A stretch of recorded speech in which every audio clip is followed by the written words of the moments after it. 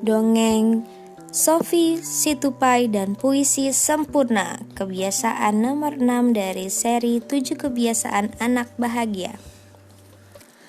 Suatu hari di sekolah, Ibu Hud berkata, "Anak-anak, Ibu akan memasangkan kalian dengan teman dan meminta kalian menulis puisi untuk dibaca bersama di kelas seminggu lagi." Kuharap aku mendapatkan Lily sebagai pasangan, pikir Sophie.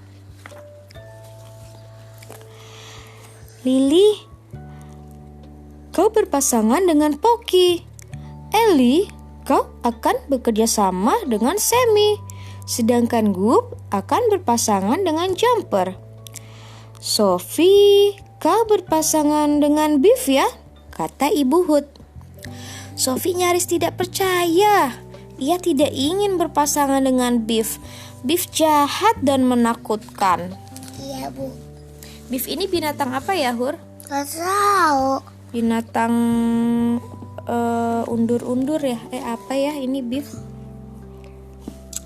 Ya ampun Sophie, kasihan kau dapat Biff, kata Ellie si tikus.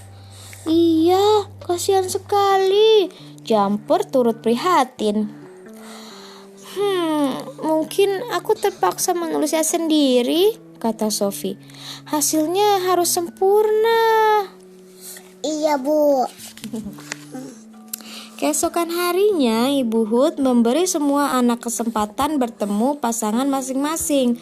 Sophie dan Biff berduaan di sudut dekat akuarium. Menurutku, kita harus menulis puisi tentang matahari, bulan, dan bintang, kata Sophie optimis. Itu konyol, kata Biff. Menurutku, kita harus menulis puisi tentang pohon, angin, dan air. Wow. Biff kesal. Sophie memutuskan untuk berbicara dengan Ibu Hud. Ibu Hud, bolehkah aku mendapat pasangan lain? Biff tidak begitu ramah dan ia sama sekali tidak mempunyai ide yang cukup bagus. Oh, Sophie sayang, jika kau sudah mengenalnya dengan lebih baik, kau akan mendapati bahwa Biff sebenarnya baik dan mempunyai banyak ide bagus. Sama seperti kau, kuku, kata Ibu Hud si burung hantu. Aku yakin kalian berdua bisa mengajukan puisi yang bisa kalian banggakan.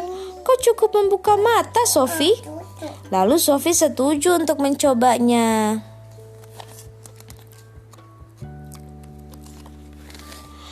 Biff dan Sophie mulai mengerjakan puisi mereka. Biff, apa yang kau sukai tentang pohon? Tanya Sophie. Kita bisa menggunakan pohon untuk membuat bendungan berang-berang. Ayahku pernah membuat bendungan selama 6 bulan dan aku membantunya, kata Biff si berang-berang. Hebat, ujar Sophie sambil mencatat ide Biff. Aku menyukai matahari, bulan, bintang, dan sejenisnya juga, kata Biff. Benarkah? Mungkin kita bisa menggabungkan ide-ide kita, kata Sophie sambil tetap mencatat. Lalu mereka pun mulai bekerja membuat puisi. Selama beberapa hari berikutnya, Sophie dan Biff nyaris tidak beristirahat. Mereka terus menyusun kata-kata untuk puisinya. Hari penting itu pun tiba. Sudah waktunya semua berbagi puisi. Gup dan Jumper yang pertama berdiri di depan kelas dan membacakan puisi mereka. Puisi kami berjudul Serangga dan Basket. Begini bunyinya, kata Gup. Basketballs and little bugs. Everywhere you look, little bugs and basketballs. See them in a book. If I had an ant, I would hide him in a plant. If I had a ball, I would bounce it off a wall. That would be real fun. Too bad this poem is done. Lalu anak-anak di kelas bertepuk tangan. Berikut tiba giliran Sophie dan Biff. Dengan gugup, Biff membacakan puisi mereka sementara Sophie mendampingi dengan bangga. Puisi kami berjudul Bukalah Matamu. I opened my eyes and what did I see? The sun, the moon, the stars, the trees. I opened my ears and what did I hear? A gentle breeze on water clear. I opened my heart and what did I find? An awesome new friend and a wonderful time. Yeay! Lalu Sophie dan Biff melakukan tos. Biff dan Sophie saling menepuk tangan dan seluruh kelas bersorak. Wah, luar biasa, kata Ibu Hood. Puisi itu sungguh sempurna. Kuku. Kok kuku? Kan suara burung hantu. Oh iya. Wah, Sophie, puisimu sangat-sangat indah, Lucu ya. kata Ellie si tikus. Kuyasa Biff tidak buyuk juga kan? Hei teman-teman, ayo kita main sepak bola, ajak Jumper. Asik, kata Sophie. Hei Biff, apakah kau mau ikut bersama kami? Selesai.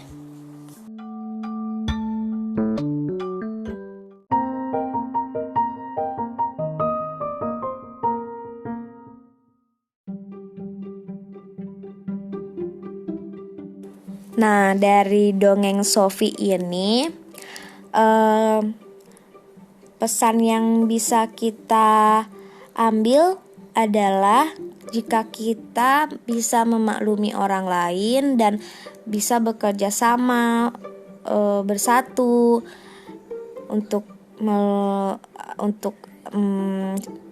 mewujudkan sinergi akan mendapatkan hasil yang lebih baik. Sinergi akan terjadi apabila dua orang atau lebih bekerja sama menciptakan sesuatu yang lebih baik dari apa yang bisa dicapai seorang diri. Sama seperti yang dilakukan Sophie dan Biff ketika menulis puisi mereka, tidak seperti kompromi yang berarti 1 + 1 sama dengan 2. Dalam sinergi bisa saja 1 + 1 sama dengan 1,5, 3, atau lebih.